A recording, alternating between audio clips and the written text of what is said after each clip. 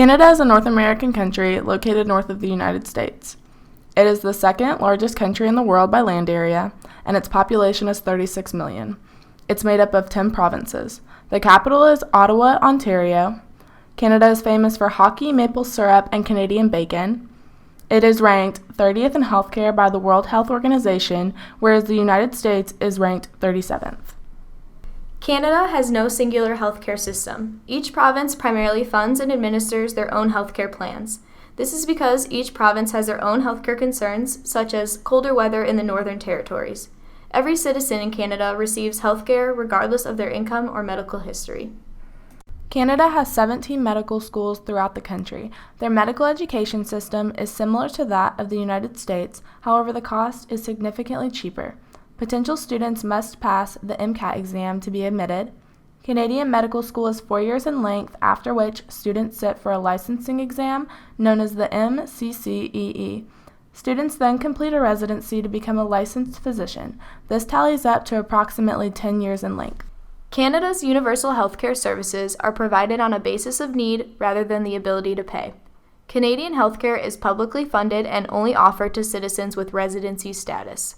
Doctors in Canada are usually reimbursed by the government at a fee-for-service rate. Most Canadians will buy private medical insurance to provide access to hospitals in the United States. This is due to the long wait times in Canada, an average of 21 weeks to receive care from a specialist.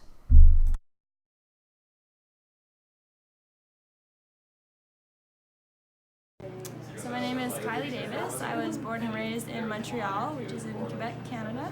I went to high school there, and then I moved to Memphis, Tennessee for college to go play soccer. I stayed for my master's degree in Memphis, and now I've been living in Lexington, Kentucky for almost 3 years. Okay, so 2 key things about the Canadian healthcare system. First, it is considered free to all citizens. It's not technically, but it's generally free, and so everybody has access. The other more negative key is that there is a very long wait list to receive care. Healthcare is government funded, but it's through taxing. So everybody on their income taxes, a portion of whatever they pay will get subsidized for healthcare. Everyone does have access to healthcare. The caveat to that is, for example, I personally was on a wait list for nearly 3 years to see a primary doc. I also have a friend who waited more than 4 months to have simple knee surgery just because of the wait list to get in.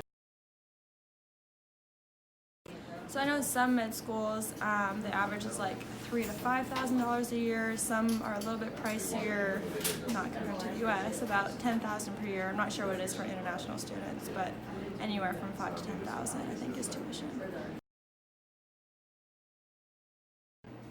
I think the Canada population is overall healthy. I think we're generally active and we have pretty good access to fresh produce and things like that. I don't think there's like an obesity issue or any cardiac severe problems, so I would say we're generally overall A+ healthy.